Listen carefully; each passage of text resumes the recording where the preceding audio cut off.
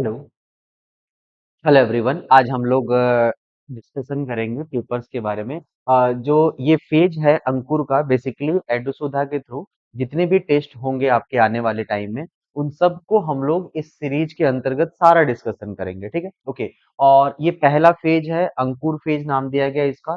इसमें हम लोग जो टॉपिक वाइज टेस्ट है उसके बारे में बात करेंगे। ठीक है, और उसका पहला पेपर हो रखा है और उस पेपर के डिस्कशन कर रहे हैं हम लोग। और इसका जो टॉपिक है, सिलेबस की अगर आप बात करें, उसमें यूनिट डायमेंशन है फिजिक्स में, ओके। और यूनिट डायमेंशन है, वेक्टर्स है, मेजरमेंट है, एरर है ना, और कुछ मेजरिंग इंस्ट्रूमेंट के बारे में भी है। उन्हीं से रिलेटेड कुछ प्रॉब्लम्स है। आइए देखते हैं एक एक करके। ये पहला पेज है, पेपर कोड शायद P1 है। ओके, आइए देखते हैं क्या करते हैं। सबसे पहला जो क्वेश्चन है आपका, इसमें पूछा है फंडामेंटल क्वांटिटी कौन कौन सी है। ओके, या कौन सी, सॉरी, फंडामेंटल क्वांटिटी कौन सी नहीं है। और नहीं क्वांटिटी में आप ऐसे समझो कि ये जो बात पूछी गई है, ये कहीं ना कहीं एसआई सिस्टम के बारे में पूछी गई है ना, ओके। और एसआई सिस्टम में आपको पता है 7 फंडामेंटल फिजिकल क्वांटिटीज होते हैं। कितने होते हैं?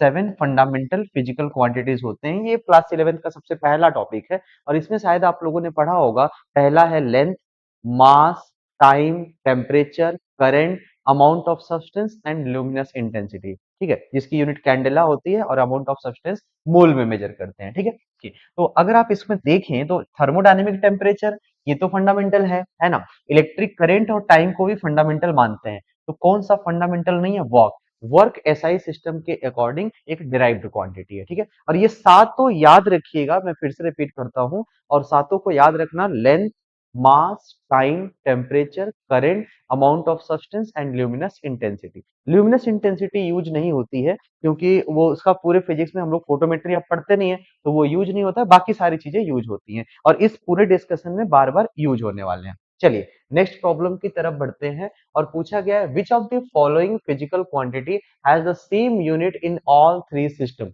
अब यहाँ पे ध्यान से सुनिए, आपको थ्री सिस्टम का क्या मतलब है। थ्री सिस्टम का मतलब है, ये उस बात को रेफर कर रहा है जिसमें हमारे पास सीजीएस सिस्टम होते हैं, एमकेएस सिस्टम होते हैं और एफपीएस सिस्टम होता है। ये तीन सिस्टम के बारे में बात हो रही है। और इसमें ध्यान से देखिए, ये तीनों जो एस सेम है, वो किसका होता है? वो टाइम का होता है। मतलब इन सारे सिस्टम में जो टाइम होता है वो सेम है। एमकेएस में मास को केजी में, लेंथ को मीटर में, और टाइम को किसमें रिप्रेजेंट कर रहे हो? सेकंड में। सीजीएस में सेंटीमीटर, ग्राम, सेकंड। और एफपीएस में फुट, पाउंड और क्या है? सेकंड है। तो सेकंड आपका कॉमन है। और आपसे पूछा है कॉमन कौन सा है, तो हम क्या लगा सकते हैं यहाँ पे? टाइम लगा सकते हैं। ठीक है, ओके। और आगे बढ़ते हैं, वर्क के बारे में बात करें, वर्क डिराइव है और उन सब में वर्क की यूनिट क्या होगी? अलग अलग होगी। ओके, चलिए अब नेक्स्ट बढ़ते हैं और अगले क्वेश्चन की तरफ बढ़ते हैं। Which of the following is not unit of length. Unit of length नहीं है। आइए देखते हैं, सुनिए।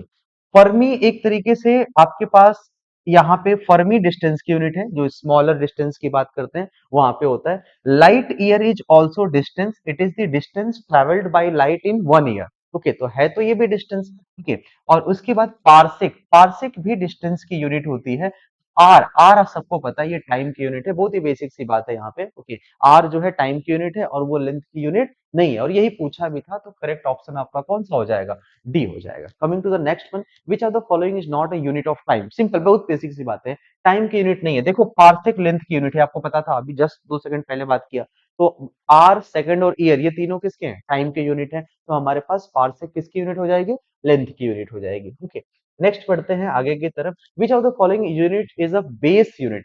बेस यूनिट का मतलब समझते हैं आप लोग। देखिए, बेस का मतलब है, अब यहाँ पे ना ऑप्शन देख के समझ पा रहे हैं, क्योंकि कई बार नीट में क्वेश्चन आप देखोगे, बेस यूनिट आप कुछ भी मान सकते हैं। Fundament, the choice of fundamental quantities are not unique. आप किसी को भी फंडामेंटल मान सकते हैं, लेकिन जब तक ना दिया जाए डिफॉल्ट प्रोग्राम में बात करें कि डिफॉल्ट तौर पे हम किसको मानेंगे, तो एसआई सिस्टम के जो सातों लोग होते हैं उन्हें हम क्या मानते हैं? फंडामेंटल मानते हैं। ठीक है, ओके। तो उसमें अगर आप देखोगे तो सबसे पहले तो कास्ट, कैंडेला, उन 7 क्वांटिटी में कैंडेला ही तो है जो ल्यूमिनस इंटेंसिटी की यूनिट है और एक तरीके से क्या है? बेस है। तो कैंडेला ल्यूमिनस ऑफ इंटेंसिटी की यूनिट होती है और वो बेस क्वांटिटी है, that is why it is base unit. Okay, coming to the next one. देखिए, आगे बढ़ते हैं। Which of the following is not a derived unit. इसका मतलब सारे क्या होंगे? फंडामेंटल। एक कोई डिराइव्ड होगा। तो फंडामेंटल में कौन कौन से हैं?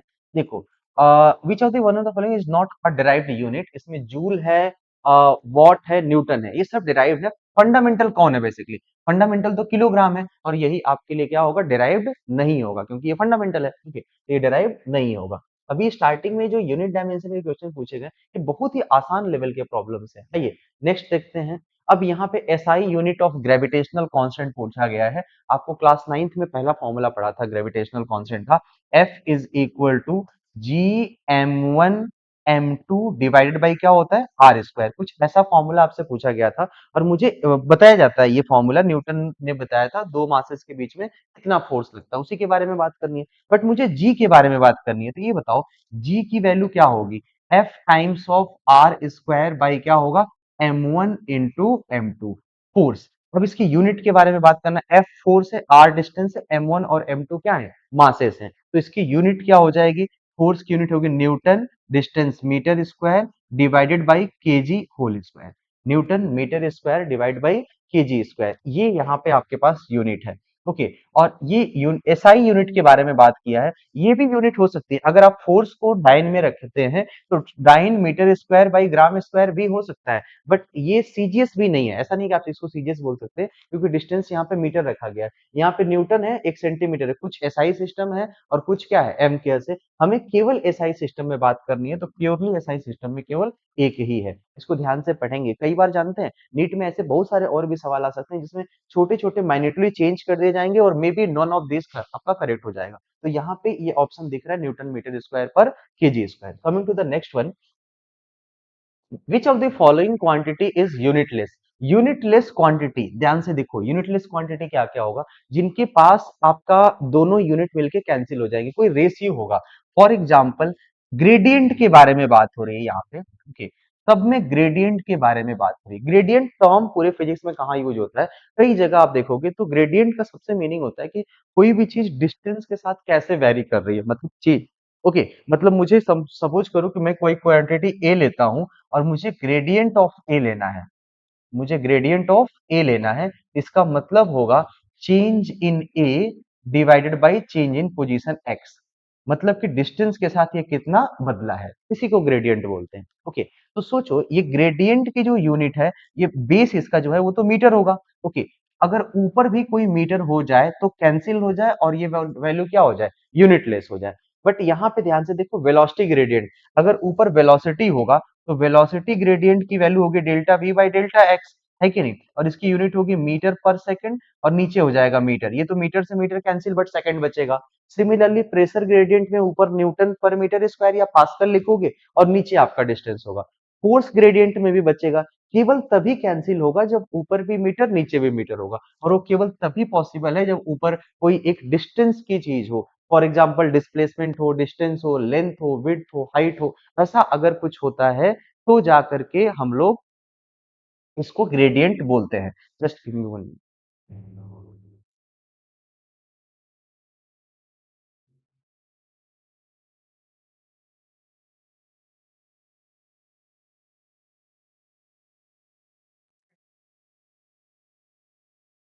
ठीक है, चलिए अब नेक्स्ट आगे की तरफ बढ़ते हैं। देखिए टेम्परेचर के बारे में बात करें, अगला question, temperature can be expressed as the derived quantity in which of the term of the following. देखो मुझे टेम्परेचर के बारे में बात करनी है। Temperature can be expressed as the derived quantity. सुनो, टेम्परेचर का किसी से कोई लेना देना है क्या? ओके, लेंथ और मास से टेम्परेचर रिलेट नहीं करेगा। ओके, लेंथ मास टाइम से नहीं करेगा और मास एंड टाइम से नहीं करेगा, तो आप इसको नन ऑफ दिस लगा सकते हैं। ठीक है, चलिए नेक्स्ट बढ़ते हैं।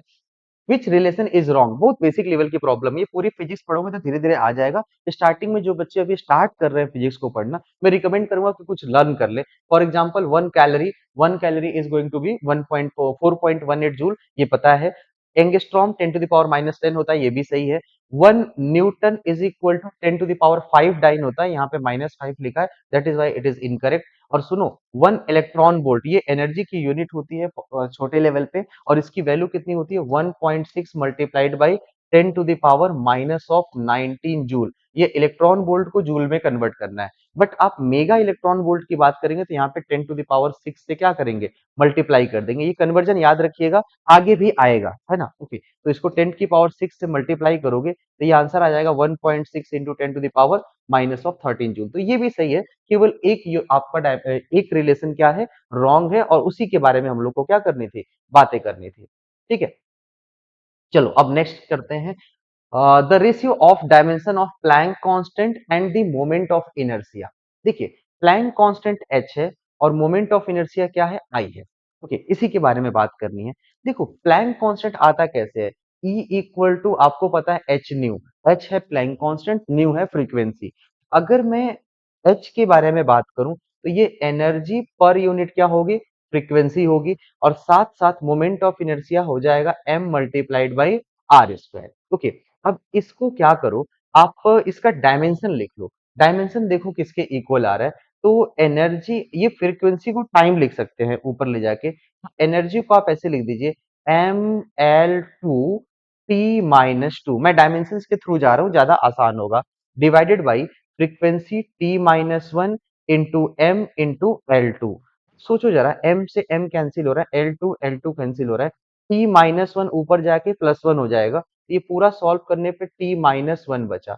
अब ये t-1 पर सेकंड किसका हो सकता है, ये तो फ्रीक्वेंसी का होता है। इसका सिंपल सा मतलब हो गया कि जो दोनों रेशियो हैं h divide by moment of inertia, it is equivalent to frequency. ठीक है, ओके, चलो उसके आगे की तरफ अगर हम लोग बढ़े तो नेक्स्ट एक क्वेश्चन है जो सन का डायमीटर मेजर करना है। और जो सन का डायमीटर हम लोग मेजर करते हैं, ये पैरलेक्स मेथड के नाम से एनसीईआरटी में एक टॉपिक है ना, इसीलिए ये क्वेश्चन उठाया गया है वहां से। देखो करते क्या है, पहले मैं आपको कॉन्सेप्ट समझा देता हूँ कि ये कैसे कैसे सॉल्व होगा। कोई भी प्लेनेटरी बॉडी, कोई भी प्लेनेट हो या सन हो जिसका मुझे डायमीटर निकालना होता है, हम लोग अर्थ पे होते हैं किसी एक पॉइंट पे, तो यहां से हम इनके दोनों एजेस, जो दोनों साइड हैं, इनको देखते हैं। ओके, और इसके बाद हम लोग यहाँ पे कुछ एंगल ऑब्जर्व करते हैं कि ये पर्टिकुलर चीज, चाहे वो सन हो, मून हो या कुछ भी हो, ये आपकी अर्थ सरफेस पे या जहां से ऑब्जर्व कर रहे हैं, ऑब्जर्वेशन पॉइंट पे कितना एंगल बनाता है। अब ये एंगल तो बना दिया, ओके, और आपको सन से अर्थ की डिस्टेंस या ऑब्जर्वेशन पॉइंट से वो पॉइंट का डिस्टेंस पता होगा d। ओके, और हमें हाँ, और हमें इसका डायमीटर निकालना होगा। ये जनरली एंगल बहुत छोटा होता है, तो आप इसको स्ट्रेट लाइन भी मान सकते हैं, तो ये आपके लिए डायमीटर हो जाएगा डी। ओके, तो आप सिंपल यूज कर लो, angle is equal to arc by radius, radius को हम डिस्टेंस की तरह यूज करेंगे, यानी diameter is equal to D times of theta. Okay, ये बात तो समझ में आ रही है, ये basic formula, angle equal to arc by radius. अब प्रॉब्लम ये है कि मुझे ये डी रखना है यहां से यहां तक। डी की वैल्यू दे रखी है, distance of sun from earth is 1.496 multiplied by 10⁻11, ये डिस्टेंस दे रखा है, और एंगल भी दे रखा है। अब एंगल के बारे में डिटेल में बात करते हैं। देखिए ये जो एंगल है ना, ये दिया है सेकंड में। ओके, सेकंड का क्या मतलब होता है, ऐसे समझिए कि जो 1 डिग्री होता है, ओके, ऐसे समझिए pi radian is equal to 180 degree. Okay, और 1 डिग्री इज इक्वल टू क्या होता है, 60 मिनट। मिनट को हम सिंगल डैश से रिप्रेजेंट करते हैं, और अगर 1 मिनट होगा तो इसको हम लोग क्या करते हैं, 60 सेकेंड से रिप्रेजेंट करते हैं। जैसे टाइम की यूनिट होती है वैसा ही इसका भी होता है। ओके, तो हमें फिजिक्स में जब भी जितनी कैलकुलेशन करते हैं, सब कुछ एसआई सिस्टम में करते हैं, और एंगल का एसआई सिस्टम होता है रेडियन, तो हमें इसको रेडियन में रखना पड़ेगा। तो इसको कन्वर्ट करोगे तो थोड़ा मुश्किल हो जाएगा। जैसे मैं ऐसे बोलूं कि जो 1 सेकेंड है उसको रेडियन में कन्वर्ट करेंगे तो कैसे होगा, तो ऐसे समझिए 1 second is equal to 1/60 minute, है ना। Okay, 1 second equal to 1/60 minute is equal to 1/60 into 60, ये आ जाएगा आपके लिए डिग्री। ओके, और इसको रेडियन में कन्वर्ट करना है, तो 1 डिग्री पाई बाई 180 रेडियन होता है, तो इसको हम पाई divided by 180 multiplied by 60 multiplied by 60, ये पूरा एक क्वांटिटी आएगा, है ना। इतना तो आप सॉल्व कर नहीं पाएंगे नीट एग्जाम में, तो आपको रिकमेंड करूंगा कि एक रिलेशन है जो याद करो, सेकंड से डायरेक्ट हम किस में कन्वर्ट हो जाए, रेडियन में। और ये जो कैलकुलेशन होती है, ये होती है 4.85, याद रखना होगा आपको, 4.85 इंटू 10⁻⁻6 रेडियन, 10⁻⁻6 रेडियन, ऐसा आप कर सकते हैं। ये आपको रिकमेंड करूंगा कि याद रखना। और यही क्यों याद रखना है, मिनट भी तो याद रख सकते हो। तो ज्यादातर जो एंगल होते हैं वो छोटे होते हैं और वो सेकंड में होते हैं। इन केस की मिनट में अगर क्वेश्चन आ भी जाता है तो आप उसको 60 से मल्टीप्लाई डिवाइड करके आप सेकंड में कन्वर्ट कर सकते हैं। ठीक है, ओके, अब ये हमने इसको रेडियन में कन्वर्ट कर दिया, हमारा प्रॉब्लम सॉल्व हो गया। कैसे भाई, देखो अब मुझे ये डायमीटर निकालना है, तो हम इस d की वैल्यू पुट कर दें यहाँ पे। d की वैल्यू किस में पुट कर रहे हो? 1.496 1.496 multiplied by 10 to the power 11। Okay, और इसमें हम ये मीटर में है, इसमें मल्टीप्लाई करते हैं 4.85 multiplied by 10 to the power -6। ये रेडियन में ही है, ये मीटर में है, इसका मतलब फाइनल आंसर किस में आ जाएगा? मीटर में हो जाएगा। अब इसको मल्टीप्लाई करेंगे, कुछ आंसर आएगा। ये 4 1.45, ये इसको मल्टीप्लाई कर लिएगा, कुछ आंसर आ जाएगा। ठीक है, ओके। नहीं, ये तो आपने कन्वर्ट किया है ना अभी। ओके, इसमें कुछ एंगल में दिया था, हाँ 1920 सेकंड दिया था, तो ये 1 सेकंड की वैल्यू है। मुझे 90-20 सेकंड की बात करनी थी, इसमें हम लोग को 90-20 से मल्टीप्लाई भी करना पड़ेगा, तब जाके ये फाइनल आंसर आएगा, और इसकी यूनिट होगी मीटर। ये पूरा आंसर है। ठीक है, सॉल्व करने के बाद ये 2000 के समथिंग, हाँ, इससे थोड़ा कम आएगा 1.4 से, तो 1.39 तो आएगा। 10 की पावर आप देख लीजिएगा, 10 की पावर ऑलमोस्ट 9 के आसपास, 3, हाँ 9 के आसपास आ जाएगा। ठीक है, ओके, तो सॉल्व कर लीजिएगा आप इसे। ये थोड़ा अच्छा क्वेश्चन था, ऐसे क्वेश्चन कैलकुलेशन वाइज होते हैं, बहुत ज्यादा आए नहीं है नीट में। ओके, बट आ सकते हैं कभी भी। ओके, बहुत सालों से आ नहीं रहे हैं। ओके, तो इसको आप इग्नोर नहीं करेंगे। रीजन बीइंग कि ये एनसीईआरटी के कुछ पेजेस पे लिखे हुए हैं ना, पहले ही पेज दूसरे पेज पे ये वैल्यू दे रखी है, तो इसे आपको कर लेना पड़ेगा। चलिए नेक्स्ट आगे की तरफ बढ़ते हैं। क्या काम पूछा है? The value of force is 100 newton, okay, and the value of acceleration is 0.01 metre per second square. What is the value of mass in this system?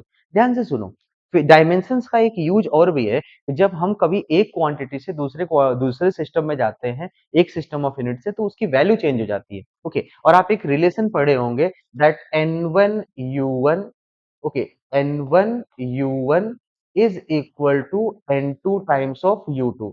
ऐसा कुछ हम लोग करते हैं। ओके, तो जब यूनिट चेंज होती है, तो नंबर्स या न्यूमेरिक वैल्यू भी क्या होते हैं? चेंज होते हैं। तो अब ये कई बार ना जो क्वेश्चन आपसे पूछे जाएंगे, वो इस तरीके से हाइपोथेटिकल केसेस के पूछे जाएंगे, जिसमें कहीं मास की यूनिट को 1 केजी की जगह कुछ और केजी ले लेगा, सेकंड को 1 सेकंड की जगह कुछ और सेकंड हम लोग ले लेंगे, तो आंसर थोड़े अलग अलग आते हैं। अब इसको सॉल्व हम डायमेंशन से ही करेंगे। देखो, हमें मास के बारे में बात करनी है, फोर्स है और एक्सेलरेशन है। आपको भी पता है कि जो फोर्स होता है, वो किसके इक्वल होता है? Mass multiplied by acceleration. और जब हम मास के बारे में बात करेंगे, तो mass is equal to force divide by क्या कर लो? एक्सेलरेशन। ऐसा कर सकते हैं, या फिर इसको डायमेंशन जैसे लिखते हैं वैसे लिख देते हैं, force to the power 1, acceleration to the power -1। ये आपका डायमेंशन हो गया मास का in terms of force and acceleration. ठीक है, ओके। अब मैं ये रिलेशन अगर यूज करूं कि मास की वैल्यू बतानी है दूसरे यूनिट में, और पहले यूनिट में इसकी वैल्यू n1 है, और डायमेंशंस का रेशियो होगा u1 बाई u2, तो इसको कैसे लिखते हैं? f1 divided by f2 to the power 1 multiplied by a1 divided by a2 to the power -1। ऐसा करते हैं। ठीक है, n1 है value of the particular physical quantity in the first system, और ये दोनों यूनिट्स हैं। देखिए कैसे करेंगे। n1 पहले सिस्टम में हमें वैल्यू ऑफ मास पूछा है, तो पहले सिस्टम में मास कुछ दिया नहीं, तो आप 1 केजी ही रहने दो, इसको यूनिट वैल्यू ले लो। पहले सिस्टम में फोर्स कितना था जिसमें हम थे? जिसमें हम एसआई सिस्टम की बात करें, तो उसमें फोर्स तो 1 न्यूटन होता है। ओके, और जिस सिस्टम में हम जा रहे हैं वहां पे क्या होगा? 100 newton. Okay, 1 newton by 100 newton to the power 1 multiplied by, पहले सिस्टम में एक्सेलरेशन कितना होता है? 1 मीटर पर सेकेंड स्क्वायर, और यहाँ पे क्या है? 0.001 मीटर पर सेकेंड स्क्वायर, और इसकी पावर क्या होगी? -1। अब आप इसको सॉल्व करोगे, ये 1/100 हो जाएगा, इनटू यहाँ पे क्या हो जाएगा पता है? ये वैल्यू ऊपर चली जाएगी 10 टू द पावर 3, तो ये 1 अपॉन 10 टू द पावर क्या हो जाएगा? 1/10 टू द पावर 3, ये 1 अपॉन 10 टू द पावर क्या हो जाएगा? 5। समझ गए आप इतना? ओके, तो हमें इससे यहाँ पे 10 की पावर 5 मिल जाएगा। इसे आप सॉल्व कर लेंगे। ओके, चलिए अब आगे बढ़ते हैं, नेक्स्ट की तरफ बढ़ते हैं। वर्नियर कैलिपर का क्वेश्चन है। अब कोई वर्नियर कैलिपर दिया है, उसमें दिया है n divisions. Okay, n divisions of vernier scale. आप याद रखो, हमेशा हमेशा फॉर्मूले में जो एन होता है वो वर्नियर स्केल होता है, कई बार वो n-1 या n+1 हो सकता है। तो यहाँ पे एन डिवीजन वर्नियर स्केल का है, that coincide with n-1 division of main scale. ठीक है, एक का डिफरेंस है, नॉर्मल वर्नियर है। हमें लिस्ट काउंट पूछा है, और आपको वन डिवीजन को 1 mm बताया गया है मेन स्केल का। तो आपको इतना तो पता है least count is equal to क्या होता है, one main scale division, one main scale division upon number of division on vernier scale. तो वर्नियर स्केल पे तो एन है, बस वन एमएचडी की वैल्यू रख दो, आंसर आ जाएगा। वन एमएचडी की वैल्यू आपको दे रखी है, मेन स्केल डिवीजन की वैल्यू वन एमएम, और हमें आंसर बताना है सेंटीमीटर में। तो आइए, one main scale division is equal to one mm, but we have to calculate the answer in centimetre. तो हम इसे कैसे लिख सकते हैं, इसे हम 1/10 सेंटीमीटर लिख सकते हैं। ओके, अब ये वैल्यू यहाँ पे ले जाके रख दो, one MSD is equal to 1/10 times of n, और ये यूनिट किस में आएगी, सेंटीमीटर में। ओके, तो लिस्ट काउंट निकालते समय आपको यूनिट का ध्यान रखना होता है, ठीक है। चलिए, सिमिलरली एक और प्रॉब्लम था, और सेम सी टॉपिक का क्वेश्चन है। देखिए, student measure diameter of wire using screw gauge, least count is given to you, that is 0.001 centimetre, and listed the measurement, the correct measurement is. अब देखिए, ये आपका वर्नियर का क्वेश्चन है। किसी भी इंस्ट्रूमेंट में क्या होता है कि एक इंस्ट्रूमेंट का लिस्ट काउंट होता है। लिस्ट काउंट का नाम ही है list, it means it is the minimum value that can be recorded by any instrument. Okay, तो यहाँ ध्यान से देखो, ये जो इंस्ट्रूमेंट रिकॉर्ड कर रहा है वो डेसिमल के 3 प्लेसेस तक रिकॉर्ड कर रहा है, 001 डेसिमल के बाद ये 3 प्लेस तक रिकॉर्ड कर रहा है। तो जो रीडिंग आएगी वो भी डेसिमल के बाद 3 प्लेसेस तक ही आएगी। अब यहाँ ध्यान से देखो, डेसिमल के बाद केवल एक ही प्लेस है, यानी ये कभी भी ये रिकॉर्ड इससे तो नहीं हो सकता। अगर इससे रिकॉर्ड होता है, इसमें सिग्निफिकेंट फिगर ज्यादा है, तो यहाँ पर भी वो वैल्यूज होनी चाहिए, जो कि नहीं है, गलत है। इसमें भी नहीं हो सकता, इसमें 4 है, नहीं होगा, केवल 3 एक ही जगह है, और यही एक पॉसिबल आंसर है। ठीक है, तो हम लीस्ट काउंट देख करके मेजर्ड वैल्यू बता सकते हैं। और कॉन्ट्रेरी तौर पे उल्टा देखा जाए तो अगर हमसे कोई पूछे कि ये मेजरमेंट दिया है और लिस्ट काउंट बताओ, तो भी बता सकते हैं। जैसे इसका लिस्ट काउंट क्या होगा, पहले वाले का, ये है 0.1। ओके, 0.1, इसका पूछा जाएगा तो क्या होगा, 0.001। इसका कोई पूछेगा तो बोलोगे 0.01, और इसमें क्या हो जाएगा, 0.0001। और याद रखो, ये केवल डेसिमल नहीं देखना है, यहाँ पे सेंटीमीटर है तो सेंटीमीटर भी देखना है। कई बार यूनिट्स अलग अलग होती है, तो आप उनको भी ध्यान रखिएगा। ठीक है, ओके, तो इससे उल्टे सवाल भी पूछे जाते हैं। अभी के लिए तो ऑप्शन थर्ड सही है, ठीक है। चलो, अब नेक्स्ट आगे की तरफ बढ़ते हैं। आइए, एक और वर्नियर का क्वेश्चन है। देखिए, a vernier calliper has 20 divisions on the vernier scale which coincide with 19 division on main scale. अब ध्यान से सुनो, हमारे फॉर्मूले में आता है वर्नियर स्केल, तो हम वर्नियर में एन की वैल्यू निकाल लेते हैं, number of division on vernier scale is equal to 20। Okay, अब मुझे क्या करना, लिस्ट काउंट निकालना है, और least count of the instrument given है, that is 0.1 mm। The main scale division पूछा है, क्या होगा, सिंपल सी बात है, least count is equal to one main scale division divided by number of division on vernier scale, that is 20। तो one MHD किसके इक्वल होगा, one MSD is equal to 20 multiplied by least count, and least count की value कितनी दे रखी है, 0.1 mm।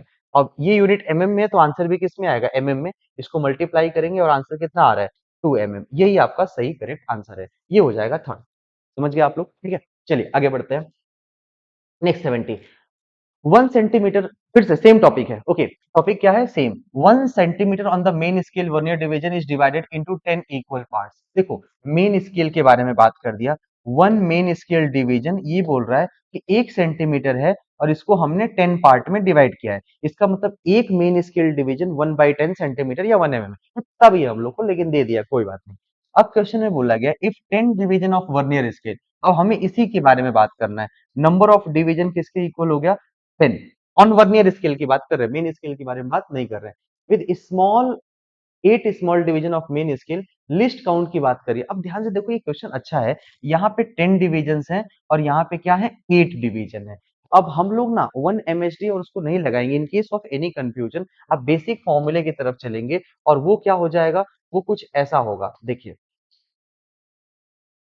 उसमें हम क्या करेंगे, कुछ इस तरीके से, one main scale division minus one vernier scale division, ये जो डिफरेंस है यही हम लोग को क्या देता है, लिस्ट काउंट देता है। ओके, तो हमें इतना तो पता है कि वन मेन स्केल डिवीजन किसके इक्वल होगा, 0.1 सेंटीमीटर। ओके, अब इसमें एक वर्नियर स्केल डिवीजन की वैल्यू निकालने काम हो जाएगी। तो अब ध्यान से देखो, 10 वर्नियर स्केल डिवीजन जो है, ये 10 VSD, it is equivalent to 8 division on main scale, यानी 8 एमएसडी के इक्वल है। समझ पाए? तो 1 VSD यानी vernier scale division is equal to 0.8 times of main scale division. Okay, और मेन स्केल डिवीजन कितना है? 0.1।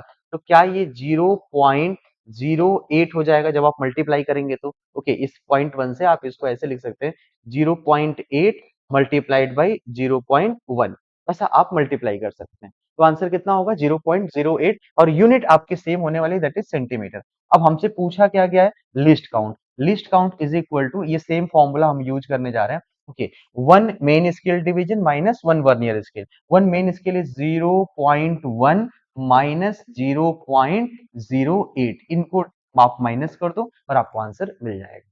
समझ गए? चलिए आगे बढ़ते हैं। देखो, when a wave travel in a medium, displacement दिया हुआ है। देखिए, डायमेंशन का क्वेश्चन है और इसमें करना क्या है, एक इक्वेशन दे रखी है y equal to a sine b t minus c x, जहां पर ए बी सी कोई कांस्टेंट है, हमें उसके बारे में कोई आइडिया नहीं है, लेकिन कुछ दिया भी हुआ है। इसमें ध्यान से देखो, x जो है वो डिस्टेंस है और t क्या है? टाइम है। तो एक काम करिए, इसको आप पहले बनाइए, y equal to a times of sine, okay, b t minus of c x, इसके बारे में बात हो रही है। ओके, अब सोचो, साइन के अंदर जो भी टर्म्स होता है वो तो एंगल है, एक तरीके से ट्रिग्नोमेट्रिक का आर्गुमेंट एंगल होता है, और एंगल डायमेंशन लेस होता है। इसका मतलब B t minus c x क्या है? डायमेंशन लेस है, और बी टी खुद भी डायमेंशन लेस है, और सी एक्स भी क्या है? डायमेंशन लेस है। ऐसा तभी पॉसिबल है जब बी का डायमेंशन 1/t के डायमेंशन के इक्वल हो, एंड सिमिलरली सी का डायमेंशन 1/x के डायमेंशन के क्या हो? इक्वल हो। और हमें करना क्या है? b डिवाइडेड बाई सी का डायमेंशन बताना है। तो देखो, b डिवाइड बाई सी, आप सारे डायमेंशन लिख दीजिए। b is equivalent to 1 upon time and c is equivalent to 1 upon x। तो x ऊपर चला जाएगा, that is going to be x by t, यानी डिस्टेंस अपॉन टाइम। ये तो वेलोसिटी होता है, और वेलोसिटी केवल एक ही जगह है यहाँ पे, वेव वेलोसिटी। ये एम्पलीट्यूड हो नहीं सकता, एम्पलीट्यूड तब होता है जब एल आता है। वेवलेंथ भी डिस्टेंस एल है, और वेव फ्रीक्वेंसी टी माइनस 1 है, जबकि ऐसा हो नहीं रहा है। दैट इज वाई हमारा ऑप्शन है वेव वेलोसिटी। ओके, हम एग्जैक्ट नहीं बता सकते, डायमेंशन देख के जो हमारे पास फिजिकल क्वांटिटीज हैं इन्हें प्रेडिक्ट कर सकते हैं, एग्जैक्टली तो नहीं बता सकते। ठीक है, चलो अब देखो, एक इक्वेशन ऑफ वेव मोशन आपको गिवन है और हमें डायमेंशन ऑफ के बताना है। अब ध्यान से सुनिए, ये जो के डायमेंशन है, अब सोचो जरा, एक्स बाई वी माइनस के, इसके बारे में बात करनी है। ये आपस में ऐड या सब्ट्रैक्ट हो रखे हैं। तो आप प्रिंसिपल ऑफ होमोजेनिटी आपको पता है। प्रिंसिपल ऑफ होमोजेनिटी क्या बोलता है कि जिस भी क्वांटिटी में जो चीज जोड़ी गई है या घटाई गई है, सारे डायमेंशन सेम होते हैं। जैसे मैं आपसे एक क्वेश्चन पूछूं, 5 kg प्लस 2 लीटर, इसका आंसर आप बता सकते हैं क्या? ये आंसर बता सकते हैं? बोलेंगे नहीं सर, ये तो गलत है। ऐसा कोई क्वेश्चन ही गलत है, पूछ ही नहीं सकते। मतलब आप केजी में लीटर को नहीं ऐड कर सकते ना, कि दो डिफरेंट यूनिट्स को ना ऐड कर सकते ना सब्ट्रैक्ट कर सकते। इसी को बोलते हैं प्रिंसिपल ऑफ होमोजेनिटी, कि अगर दो चीजें ऐड या सब्ट्रैक्ट हुई हैं तो उनके यूनिट्स क्या होंगे? सेम होंगे, तो डायमेंशन भी क्या होंगे? सेम होंगे। तो यहाँ ध्यान से सुनिए, एक्स अपॉन वी और के आपस में सब्ट्रैक्ट हुए हैं, इसका मतलब एक्स अपॉन वी का जो डायमेंशन है, जो यूनिट है, ये किसके डायमेंशन के इक्वल होगा? के डायमेंशन के इक्वल होगा। और मुझे के बारे में ही बात करनी है, इसका मतलब कि मुझे एक्स बाई वी को क्या करना है? सॉल्व करना है। देखो, एक्स को हम क्या लिखेंगे? एल, एक्स एक्स का डायमेंशन एल, और वी का डायमेंशन क्या होगा? L t minus 1। इसको सॉल्व करेंगे, इसका आंसर आ जाएगा T. It means dimension of के इज टी। क्लियर? ओके, चलिए आगे बढ़ते हैं। और एक फिर से आपके पास एक एक्सप्लेशन दिया हुआ है, और इसमें अल्फा एक कांस्टेंट है, टी टाइम है। आपको कांस्टेंट अल्फा के बारे में प्रेडिक्ट करना है कि इसका डायमेंशन क्या है, या फिर ये डायमेंशन लेस है, इसके बारे में बात करना है। तो देखो, इस एक्सप्रेशन को अगर पढ़ा जाए तो ये कुछ ऐसा है, P equal to P naught E X P, का मतलब होता है exponent something E to the power है minus of alpha times of T square, कुछ ऐसा दिया हुआ है। ठीक है, अब इसमें क्या करना है, ट्रिग्नोमेट्रिक टर्म के अंदर इनवर्स ट्रिग्नोमेट्रिक टर्म हो, लॉगरिथमिक हो, एक्सपोनेंशियल हो, वो सारे डायमेंशन लेस होते हैं। लॉजिक सबका अलग-अलग है क्योंकि कुछ वैल्यूज होती हैं, वैल्यू हमेशा क्या होते हैं डायमेंशनलेस, और कुछ एंगल होते हैं और एंगल भी क्या होते हैं डायमेंशनलेस होते हैं। तो यहाँ पे e टू द पावर जो कुछ भी लिखा होगा ये डायमेंशनलेस होगा, इसकी अपनी कोई डायमेंशन नहीं होगी। तो alpha multiplied by T square एक नंबर है, इसका डायमेंशन नहीं होना चाहिए। इसका मतलब है कि जो अल्फा का डायमेंशन है ये 1/t² के डायमेंशन के बराबर है। ओके, अगर ऐसा होगा तभी तो ये 1/सेकंड स्क्वायर और ये कैंसिल होगा तो डायमेंशनलेस क्वांटिटी आएगा। और अल्फा का अगर डायमेंशन लिखे तो ये किसके इक्वल होगा, t to the power -2। Okay, और ऐसा केवल एक ही आंसर होगा, it has dimension of t to the power -2। Okay, चलिए अब यहाँ पे ध्यान से देखिए क्या है, कोई मास दिया हुआ है, लेंथ है और टाइम करंट, इन सबको हमें क्या मानना है, फंडामेंटल। तो डायमेंशन ऑफ परमिएबिलिटी पूछा है कि क्या होगा। देखो ध्यान से, हमें मास लेंथ टाइम करंट ये तो ऑलरेडी हम जानते हैं कि फंडामेंटल है। कुल मिलाकर के मुझे परमिएबिलिटी का डायमेंशन बताना है कि क्या होगा। सीधी सी बात पूछिए, परमिएबिलिटी होता है म्यू नॉट। ओके, मैग्नेटिज्म में आप पढ़े होंगे, म्यू नॉट परमिएबिलिटी होती है। अब इसका डायमेंशन निकालना, इसके बहुत सारे तरीके हैं, डायरेक्ट आप याद तो नहीं कर सकते, बट एक एक करके कर सकते हैं। देखो, एक तो टर्म होता है जिसको बोलते हैं एनर्जी डेंसिटी, और मैग्नेटिक फील्ड की एनर्जी डेंसिटी होती है b square divided by 2 times of mu not.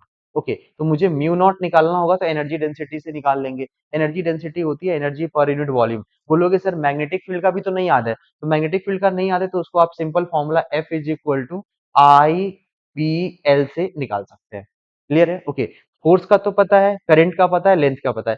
एक ये मेथड हो जाता है आपके लिए। ओके, अगर या फिर एक तरीका और भी है कि एक पहला मेथड है, आपको जो भी कंफर्टेबल हो आप उससे सॉल्व कर लीजिए। दूसरा तरीका हो सकता है, आप मैग्नेटिक फील्ड पढ़े होंगे सोलेनॉइड के अंदर, और वहां पे कुछ ऐसा होता है b equal to mu naught n by l times of i. Okay, तो यहां से निकालना आसान हो जाएगा कि बी की value multiplied by L divided by I. Okay, mu naught N I लोग याद रखता है, N number of turns per unit length होता है। सबसे आसान तरीका तो मैं आपसे ये बोलूंगा कि आप इसे कुछ ऐसा याद रखो कि जो म्यू नॉट होता है, इसकी जो यूनिट होती है, it is equivalent to newton per ampere square, कुछ ऐसा होता है, यानी force per unit current square होता है ये। ओके, और फोर्स का हमें डायरेक्ट पता है m L t minus two divided by current का ए टू। ओके, तो ये ऊपर जाके ए टू द पावर क्या हो जाएगा, -2, और फोर्स, ऐसे आपको थर्ड ऑप्शन मिल जाएंगे। तो आपके पास डायमेंशन में बहुत सारे ऑप्शन होते हैं, जिस भी रास्ते से आप जा सकते हो जाइए, जो आपके लिए कंफर्टेबल होते हैं। ठीक है, चलिए आगे बढ़ते हैं। Dimension of a and b are different, then which of the following operations is valid. ध्यान से देखो, दो डिफरेंट डायमेंशंस हैं, तो हम इनको क्या नहीं कर सकते, पहले इसके बारे में बात करेंगे। हम ऐड नहीं कर सकते, हम सब्ट्रैक्ट नहीं कर सकते, बस मल्टीप्लाई डिवाइड पॉसिबल है। ओके, तो यहाँ पे ये a डिवाइड बाई बी ये तो पॉसिबल है, a डिवाइडेड बाई बी ये भी क्या है, पॉसिबल है।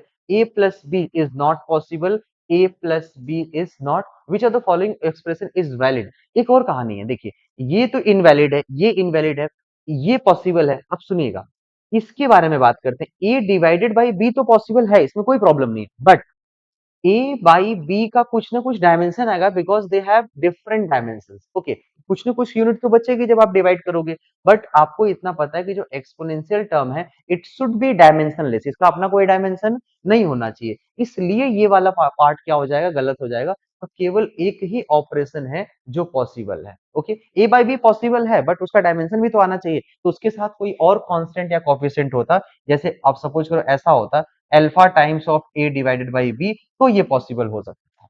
ओके, ऐसा कुछ होता तो पॉसिबल हो सकता था, बट ए बाई बी अकेले में पॉसिबल नहीं है, यहाँ पे हो सकता है। ओके, जैसे मैं साइन के अंदर ए बाई बी लिख दूं ऐसे, sine times of a by b plus one, कुछ ऐसा लिख दूं, तो इसका मतलब है कि साइन के अंदर तो डायमेंशन लेस होता है, ए बाई बी भी डायमेंशन लेस होना चाहिए, इसका मतलब ए और बी दोनों के डायमेंशन बराबर होने चाहिए, जबकि क्वेश्चन में दिया है कि दोनों तो अलग अलग है, इस वजह से नहीं होगा, बट अगर सेपरेट है तो ये पॉसिबल है। ठीक है, चलिए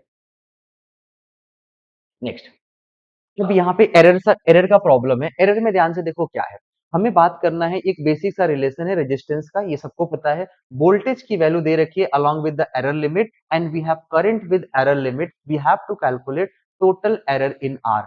आपको भी पता है कि जब दो क्वांटिटी एक दूसरे से डिवाइड की जाती हैं तो उनके परसेंटेज एरर और रिलेटिव एरर जुड़ जाते हैं। मतलब क्या है, r is equal to v divided by i. इसका मीनिंग ये है that percentage error in resistance is equal to percentage error in voltage plus percentage error in क्या होता है, करंट। इन दोनों को आप ऐड करोगे और ऐड करते समय याद रखना ये माइनस है तो भी ऐड होगा और मल्टीप्लाई होगा तो भी ऐड होगा, मतलब कभी भी ये सब्ट्रैक्ट नहीं होगा, क्योंकि एरर में हम एग्जैक्ट कैलकुलेशन नहीं करते हैं, मैक्सिमम पॉसिबिलिटीज बताते हैं एरर की कि क्या क्या हो सकता है। देखो तो अब हमें इन दोनों के परसेंटेज एरर निकालने हैं। परसेंटेज एरर इन वोल्टेज बताओ किसके इक्वल होगा, error in voltage divide by value multiplied by क्या होगा 100, कुछ ऐसा करेंगे हम लोग। ओके, एरर इन वोल्टेज किसके इक्वल है, 5 multiplied by 100 into sorry divide by 100 multiplied by 100, ये कितना परसेंट आएगा, 5%। ऐसे ही अगर आप करंट का परसेंटेज एरर निकालते हैं तो ये एरर है 0.2 का,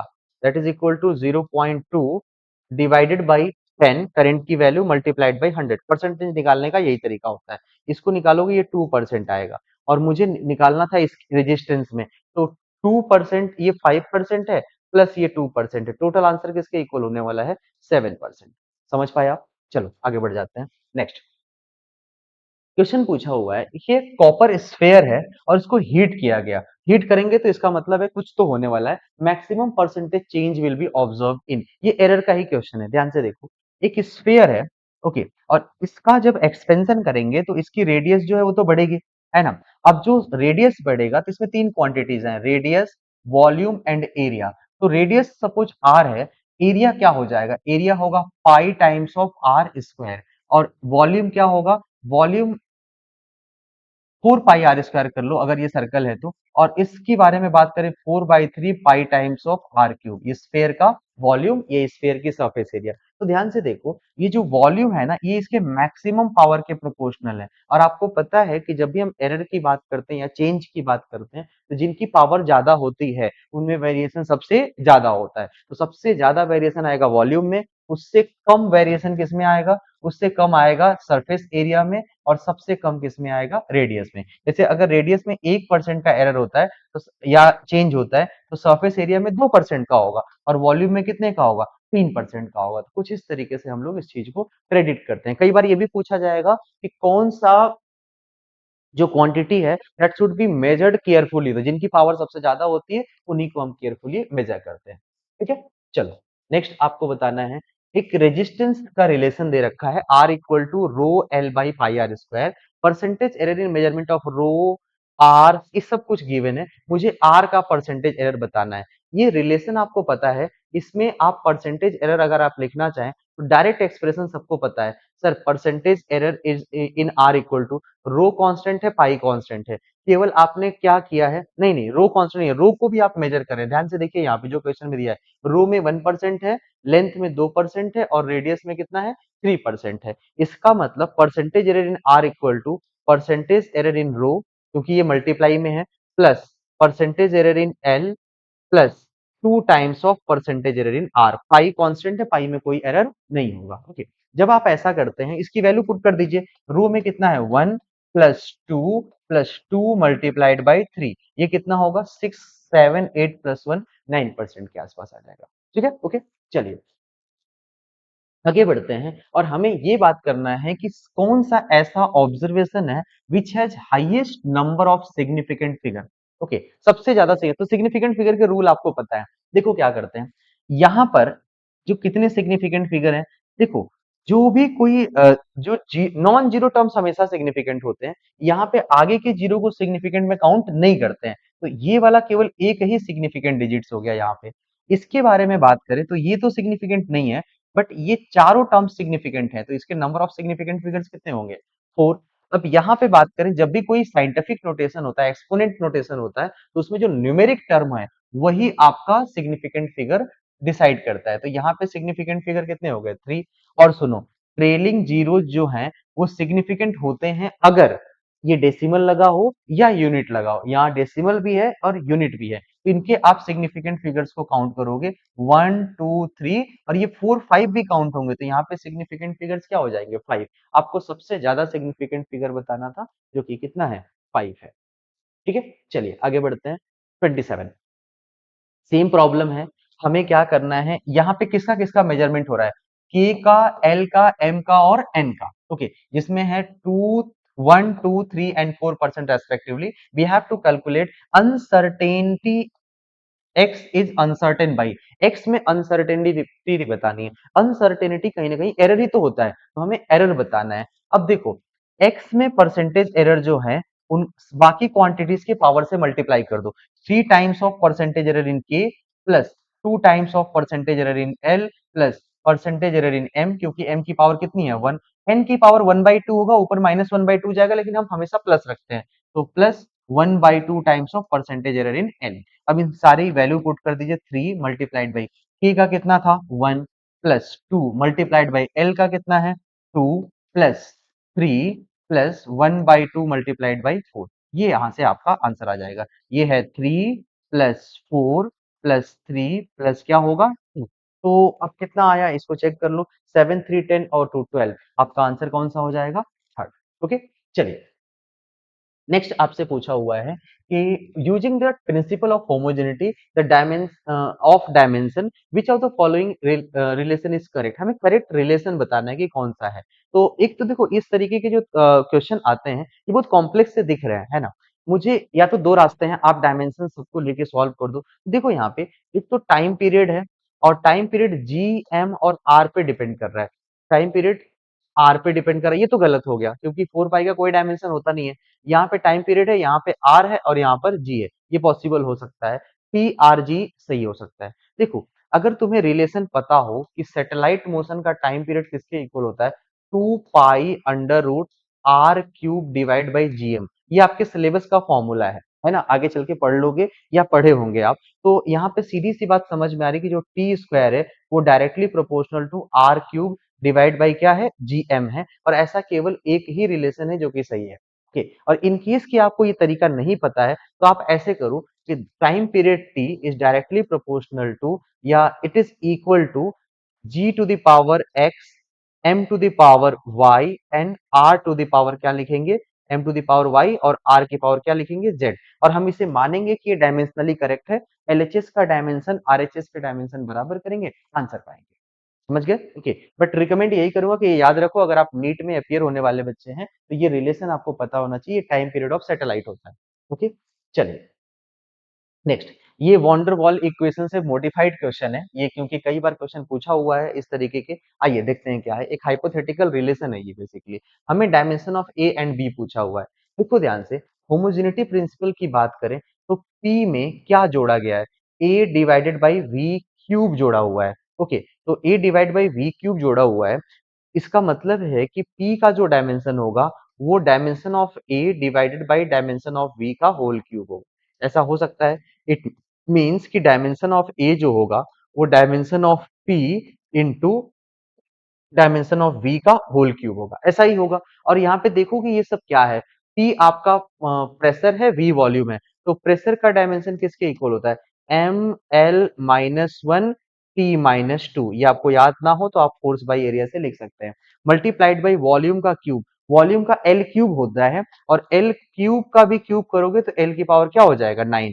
इसे सॉल्व सिंप्लीफाई करो ml to the power 8 T to the power क्या आएगा -2। ये तो पहले P का आ गया ml8t-2। ऐसा केवल एक ही ऑप्शन करेक्ट है, इसका मतलब यही सही है। हमें b भी निकालना होगा तो b square is equal to v। देखो v और b स्क्वायर आपस में माइनस हुए हैं, इसका मतलब b स्क्वायर का डायमेंशन किसके इक्वल होगा ये v के इक्वल होगा, और v का डायमेंशन कितना होता है L3। तो जो b का डायमेंशन है ये किसके इक्वल हो जाएगा L टू द पावर 3/2। आप ऐसे देखिए ध्यान से इन चीज को। मैंने क्या किया इन यहाँ पे देखो L की पावर 3 6 3/2 था, इसीलिए मैंने पहले A सॉल्व किया ताकि ऑप्शन से ही हम चीजों को सही कर पाए। एग्जैक्ट पूरा सॉल्व करने की जरूरत आपको नहीं थी। नेक्स्ट आगे की तरफ बढ़ते हैं। हमें बताना है dimension of b. Homogeneity principle है, सिंपल सी बात है, वेलोसिटी इक्वल टू क्या गिवन है at प्लस क्या होगा bt स्क्वायर। और मुझे डायमेंशन ऑफ बी बताना है। एक बात सोचो, डायमेंशन ऑफ वेलोसिटी जो होगा dimension of b multiplied by dimension of T square ऐसा होगा। इसका मतलब जो बी का डायमेंशन है वो वेलोसिटी का डायमेंशन अपॉन क्या होगा टी स्क्वायर का डायमेंशन होगा। वेलोसिटी का डायमेंशन कितना होगा LT-1 divide by T square को टी स्क्वायर लिख दो तो आंसर हो जाएगा Lt⁻⁻3। ऐसा कोई ऑप्शन आपको दिख रहा होगा, Lt⁻⁻3, कुछ ऐसा सा आंसर मिल जाएगा। ठीक है, चलिए एक रिलेटिव एरर का प्रॉब्लम है। आपको पता है चीजें मल्टीप्लाई में होती हैं या डिवाइड में होती है तो रिलेटिव एरर प्लस हो जाते हैं, और अगर पावर है तो आप पावर को आगे मल्टीप्लाई कर सकते हो। तो देखो इसमें अगर हम करेंगे तो ये जो 4 है, पहली बात तो इसमें बात एरर की नहीं, रिलेटिव एरर की, आप परसेंटेज एरर की करेंगे। तो यहाँ पे पावर a का 4 है, b का 1/3, c का 1, d का 3/2।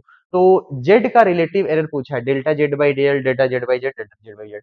हमें इस पावर को लेके आना है, यहाँ पे a में 4 होना चाहिए, यहाँ पे भी 4 है, यहाँ पे भी 4 है, यहाँ पे भी 4 है, कोई नहीं। इस b में 1/3, 1/3, 1/3, 1/3, ये भी सही है। अब सुनिए, हमें यहाँ पे माइनस कर दिया, नहीं, पावर हमेशा क्या हो, एरर हमेशा क्या होता है, प्लस। यहाँ पे माइनस हुआ, ये भी गलत है, यहाँ माइनस हुआ, ये भी गलत है। इसका मतलब केवल और केवल एक ही ऑप्शन सही है, और वो है पहला। ठीक है, हमेशा एरर ऐड होना चाहिए, क्योंकि मैक्सिमम पॉसिबल एरर के बारे में आप बात कर रहे हैं। ठीक है? नेक्स्ट, अब हमें यहाँ पे नंबर ऑफ सिग्निफिकेंट फिगर बताना है। ध्यान से देखो, इसके कितने नंबर ऑफ सिग्निफिकेंट फिगर्स होंगे, 4। कैसे पता चला, आपके पास 6.320 है। जो ट्रेलिंग जीरोज हैं वो सिग्निफिकेंट माने जाएंगे अगर ये डेसिमल के बाद हो या अलोंग विद यूनिट हो। ओके, तो ये तो 4 हो गया। इसके बारे में बात करते हैं, तो जितने नॉन जीरो डिजिट्स हैं वो तो सिग्निफिकेंट हैं, और जो जीरो है, if it is lying between two non zero digit, तो उसे भी हम क्या मानते हैं, सिग्निफिकेंट। अब सुनो, ये स्टार्टिंग के जीरो तो सिग्निफिकेंट नहीं होंगे, बट ये जो क्वांटिटीज हैं वो सिग्निफिकेंट मानी जाएगी। तो इसका मतलब है कि इसमें भी कितने सिग्निफिकेंट फिगर हैं, 4। तो आपके टोटल आंसर जितने भी आप ऑब्जर्वेशंस गिवन है, सब में आपके 4 4 सिग्निफिकेंट फिगर थे। अब आइए, ये थोड़ी-सी कैलकुलेशन आपसे कराई गई है। देखो, वेलोसिटी पूछा गया है, ये बेसिकली काइनेमेटिक्स का प्रॉब्लम नहीं है, एरर का प्रॉब्लम है। ये सबको पता है कि जो वेलोसिटी निकालोगे, वो डिस्टेंस या डिस्प्लेसमेंट अपॉन टाइम होता है। यहाँ पे आपको डिस्प्लेसमेंट डिस्टेंस दिया है, कोई नहीं, आप मान के चलो कि 1 डायमेंशन सा मोशन हो रहा है, और डिस्टेंस की जो वैल्यू है वो कितनी है, 13.8 डिवाइडेड बाई 4। 13.8 डिवाइड बाई 4, इसको जब तुम सॉल्व करोगे तो ये 4 इंटू 3, ये समथिंग 3.5 के आसपास आएगा, है ना, क्योंकि मैं ऑप्शन देख के चल रहा हूँ। यहाँ पे 6.1 है, 6.1 है, तो ये दोनों तो गलत हो गए। पहले दो ऑप्शन मैंने एलिमिनेट कर दिया। प्रॉब्लम ये है कि मुझे इसमें एरर निकालना है, मैं 0.3 लिखूं या 0.6 लिखूं, मुझे प्रेडिक्ट करना है कि ऑप्शन किस रेंज में आएंगे। देखिए, अगर वेलोसिटी जो है वो डिस्टेंस और टाइम से निकाली जा रही है, और इन दोनों को डिवाइड किया जा रहा है, तो डिवीजन में कौन से एरर ऐड होते हैं, रिलेटिव एरर। तो आप ऐसे बोल सकते हैं, relative error in velocity that is delta v by v equal to relative error in measurement of distance plus relative error in measurement of time, ऐसा कर सकते हैं। डिवाइड होगा तो भी प्लस, मल्टीप्लाई होगा तो भी प्लस। अब जब डिस्टेंस की बात करूं, तो डिस्टेंस का जो एरर है वो 0.2 है, जो यहाँ पे प्लस माइनस करके लिखा हुआ है, उसे हम लोग क्या बोलते हैं, एरर। और ये मल्टी डिवाइड बाई क्या है, 13.8। ओके, प्लस टाइम का एरर कितना है, 0.3 डिवाइड बाई कितना है, 4। ये पूरी वैल्यू है। अब ये एरर नहीं आ रहा है, एरर निकालने के लिए मुझे delta v is equal to इस v से यहाँ पे मल्टीप्लाई करना पड़ेगा, और v की वैल्यू आपने निकाली है 3.5, तो 3.5 multiplied by 0.2 divide by 13.8 plus 0.3 divide by क्या आएगा, 4। अब तुम इसको सॉल्व करोगे तो आंसर किसके इक्वल आएगा, ये बता देता हूं मैं आपको, 0.6 0.75 के आसपास आएगा। ठीक है, ये वैल्यू अप्रोक्सीमेटली 0.6 तो नहीं आ रहा है, दो ही ऑप्शन हो सकते हैं, 0.6 और 0.3। ये ऑलमोस्ट 0.3 के आसपास आ रहा है, आप कैलकुलेशन कर लेना, यही आएगा। ठीक है, तो सेकंड ऑप्शन आपका करेक्ट हो जाएगा, इसको सॉल्व कर लीजिएगा आप लोग। ठीक है, चलिए आगे बढ़ते हैं। यहाँ पे मैच द कॉलम का प्रॉब्लम है। सिंपल सारी चीजें एक ही चैप्टर से उठाई गई, ग्रेविटेशन, ऐसे सवाल भी बहुत अच्छे से आपसे पूछे जाते हैं। देखो, एक एक करके बात करते हैं। सबसे पहले ग्रेविटेशनल इंटेंसिटी। ग्रेविटेशनल इंटेंसिटी क्या होती है, ग्रेविटेशनल पोटेंशियल है, ग्रेविटेशनल पोटेंशियल एनर्जी है, और ग्रेविटेशनल कांस्टेंट है। सबसे आसान काम, एनर्जी। एनर्जी जैसे ही बोल दिया, तो दुनिया की कोई भी एनर्जी हो, यूनिट जूल होगा, और डायमेंशन हमेशा ml2t-2 होगा। ढूंढो कहाँ है ml2t-2, ये है ऑप्शन नंबर 4। इसका मतलब बी का जो है वो क्या है, 4 है, और बी का 4 आप यहाँ पे ढूंढो, बी का 4 केवल फर्स्ट सही है और ये सही है, मतलब ये दोनों तो कैंसिल हो गए। ओके, अब किसी एक को और सॉल्व कर लेते हैं। ग्रेविटेशनल फील्ड, ग्रेविटेशनल इंटेंसिटी के बारे में मैं बात करता हूँ। इंटेंसिटी जो होती है ना ग्रेविटेशनल फील्ड की, ये होता है force per unit mass. Okay, और फोर्स पर यूनिट मास एक तरीके से एक्सीलरेशन होता है। ओके, वो जो स्मॉल जी होता है इसकी वैल्यू 10 होता है, वो भी तो इंटेंसिटी ये होती है, इसकी unit metre per second square. तो यानी इसका डायमेंशन जो होगा वो l t to the power -2 होगा। तो इंटेंसिटी का dimension l t power -2, l T -2, ऐसा तो कुछ यहाँ पे दिख नहीं रहा है, मिसमैच सा दिख रहा है। चलिए किसी और चीज को सॉल्व कर लेते हैं। ग्रेविटेशनल पोटेंशियल, जो पोटेंशियल होता है ग्रेविटेशनल का, इसकी वैल्यू होती है work done per unit mass. Okay, work done per unit mass. Work का डायमेंशन कितना होता है, m l two t -2 upon mass का कितना लिखेंगे, एम, एम से एम कैंसिल होगा, और पोटेंशियल ग्रेविटेशन का आपका डायमेंशन होगा एल टू टी -2। ऐसा कहाँ पे है, ऐसा फर्स्ट है, तो पोटेंशियल का आप फर्स्ट लगा सकते हैं, यानी कि सी का 1, सी का 1 दो जगह है, ये तो ऑलरेडी गलत हो चुका था, इसका मतलब यही सही है। और यहाँ पे इंटेंसिटी का कुछ मैच नहीं कर रहा है, कोई बात नहीं, ये कुछ रॉन्ग होगा ऑप्शन में। ठीक है, चलिए आगे बढ़ जाते हैं।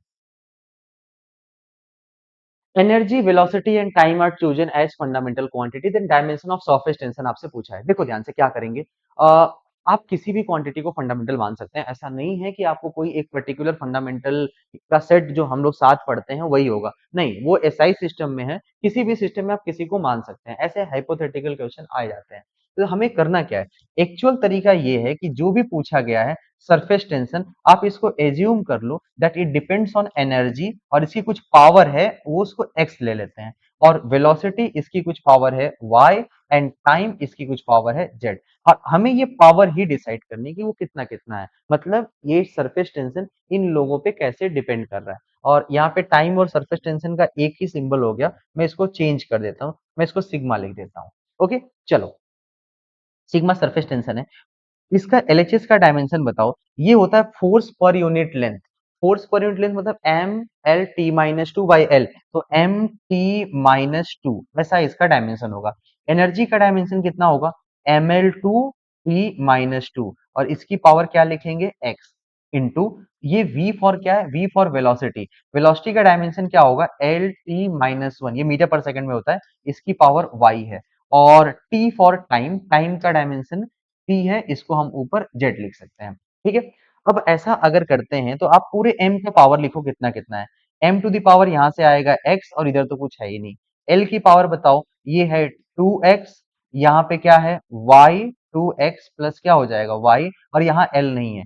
और t की पावर क्या होगा, t की power -2x -y plus z।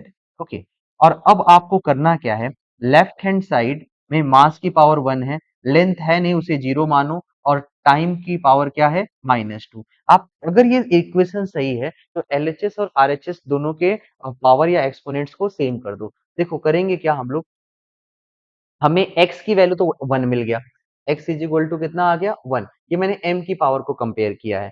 फिर उसके बाद 2x प्लस वाई, इसकी वैल्यू कितनी हो गई, 2x प्लस वाई की वैल्यू हो रही है, l की पावर यहाँ पे 0 है, तो ये 0 हो जाएगा। ओके, x 1 है तो ये y की वैल्यू हो जाएगी -2। ओके, ये एक आंसर आ गया, x भी आ गया, y भी। अब t की पावर कंपेयर करो, -2x -y plus z, it is equal to -2, इसकी वैल्यू आ जाएगी -2। अब इसके आगे हम इसे सॉल्व कर सकते हैं, बट अभी के लिए x 1 है, इट मींस एनर्जी की पावर 1 है, एनर्जी की पावर -2 गलत है, ये 1 है, ये 1 है, ये 1 है, तीनों सही हो सकता है।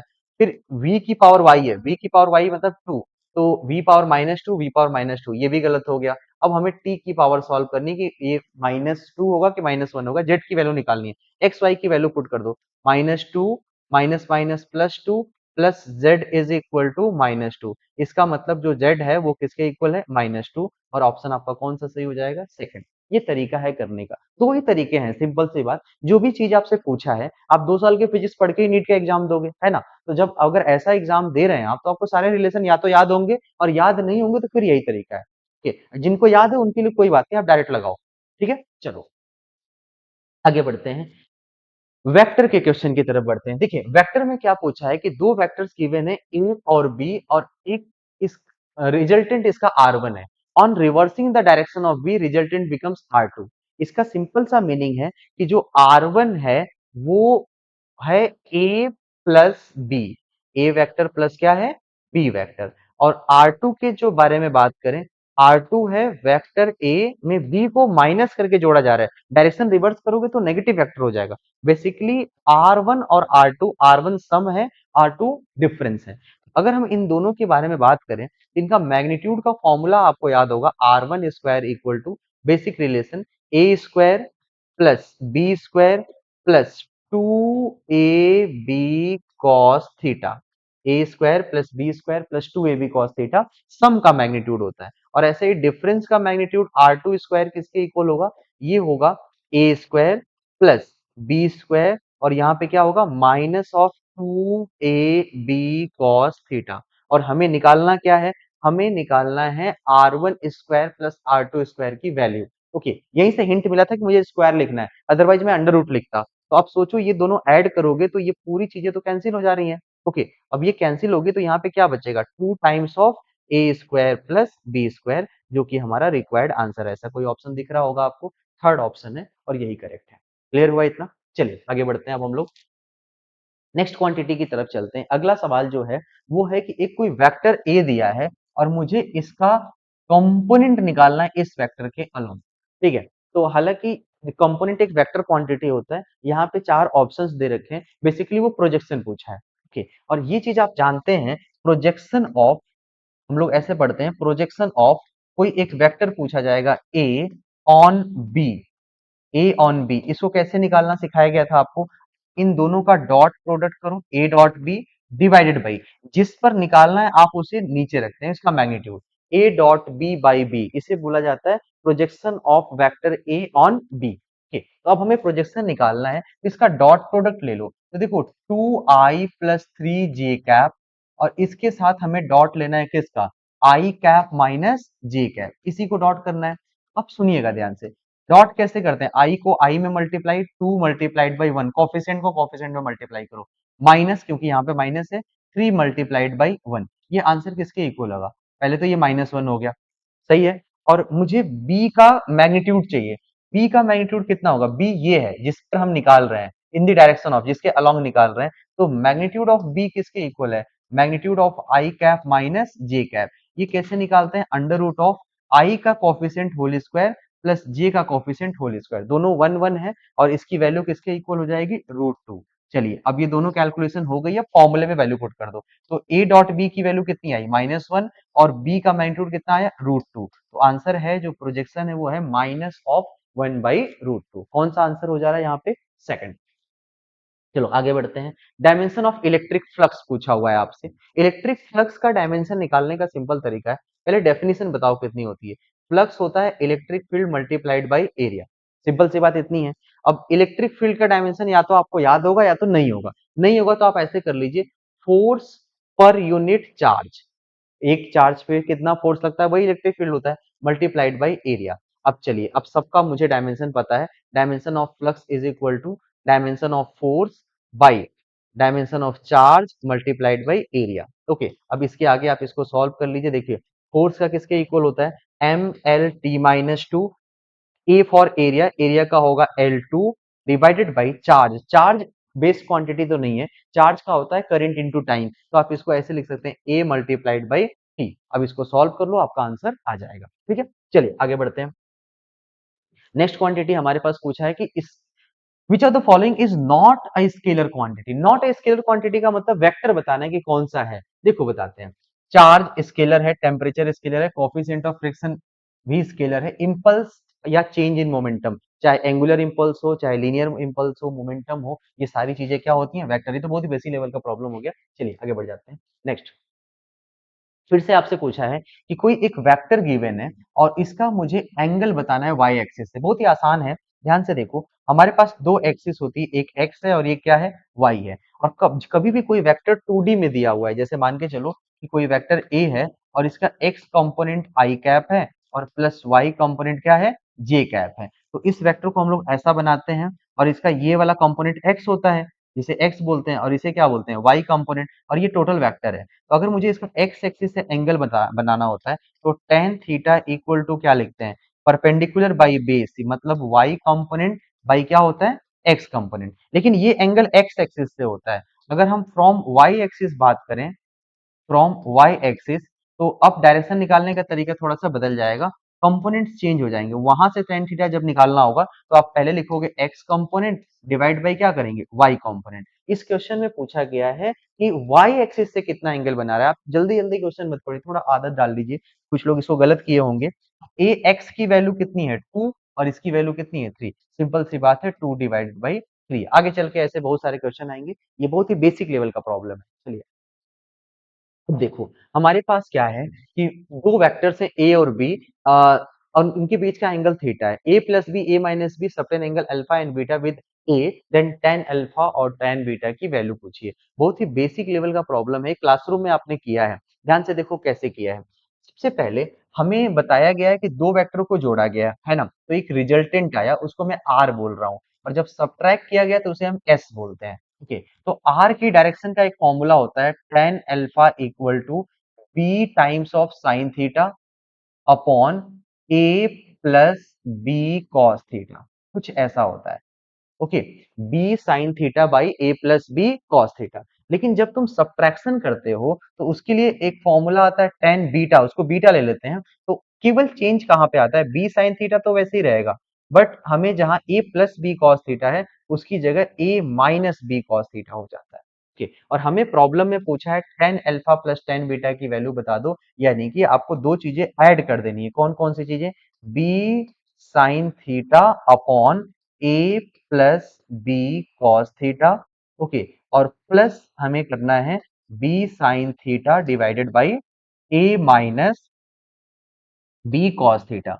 ओके, बस ये है, ये ए प्लस बी का डायरेक्शन है, ये ए माइनस बी का डायरेक्शन है। tan alpha plus tan beta की वैल्यू पूछी, इन दोनों को हमने ऐड कर दिया।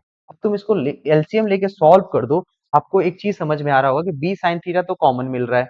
Okay, B sine theta common मिल जाएगा, बचेगा क्या, A minus B cos theta, A minus B cos theta और plus A plus B cos theta, ऐसा कुछ दिख रहा होगा आपको। और नीचे आपको क्या मिलेगा, ए प्लस बी है और ए माइनस बी है, तो A square minus B square कर लो, ऐसे कर लो, A square minus B square cos square theta आ जाएगा। ओके, यहाँ से बी कॉस थीटा कैंसिल हो जाएगा, ए प्लस ए टू ए, तो इसका आंसर हो जाएगा टू ए, और ये बाहर क्या वेट कर रहा है, B sine theta, two A b sine theta divided by ये पूरा बेस का term that is a square minus B square cos square theta. Okay, ऐसे क्वेश्चन नीट में आने की प्रोबेबिलिटी बढ़ जाती है क्योंकि बेसिक लेवल के सारे क्वेश्चन आ चुके हैं। अगर क्वेश्चन रिपीट नहीं हुआ तो कुछ नया पूछा जाएगा, है ना। इस बार हमने tan अल्फा प्लस बीटा निकाला, अगली बार tan अल्फा माइनस बीटा हो जाएगा, नेक्स्ट टाइम कुछ कॉट में टर्म करके पूछा जाएगा।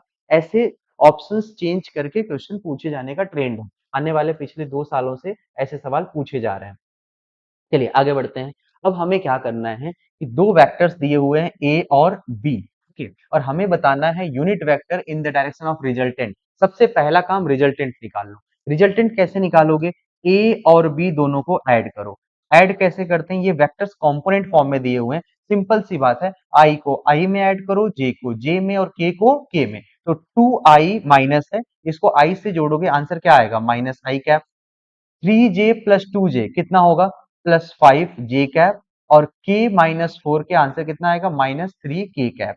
अब उसका निकालो मैग्नीट्यूड। यूनिट वेक्टर निकालने के लिए वेक्टर को उसके मैग्नीट्यूड से डिवाइड करते हैं, और मैग्नीट्यूड कैसे निकालते हैं, x component whole square, minus है लेकिन प्लस ही ले लो, माइनस करके स्क्वायर प्लस ही आएगा, 5 स्क्वायर और प्लस 3 का स्क्वायर कितना हो जाएगा 9।